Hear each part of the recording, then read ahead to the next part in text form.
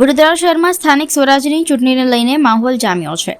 ઉમેદવારી નોંધાવવાની અંતિમ તારીખે તમામ રાજકીય પક્ષો તેમજ અપક્ષ ઉમેદવારો જિલ્લા કલેક્ટર કચેરી ખાતે મોટી સંખ્યામાં ઉમટી પડ્યા હતા। વોર્ડ નંબર 13ના અપક્ષ ઉમેદવાર સચિન મહેન્દ્ર દેવરે પોતાના સમર્થકો અને પરિવારજનો સાથે ઉમેદવારી પત્ર દાખલ કર્યો હતો। ઉમેદવારી દરમિયાન તેમના સમર્થકોમાં ઉત્સાહનો માહોલ જોવા મળ્યો હતો। આ વોર્ડમાં રોડ, રસ્તા, ડ્રેનેજ, પાણી અને ગટરની સમસ્યાઓ મુખ્ય મુદ્દા તરીકે સામે આવી રહી છે।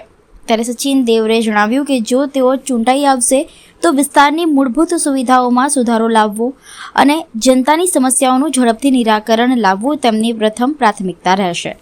સચિન કુમાર મહેન્દ્ર કુમાર દેવરે, હું વોર્ડ નંબર 13માંથી અપક્ષ ઉમેદવારી નોંધાવી રહ્યો છું।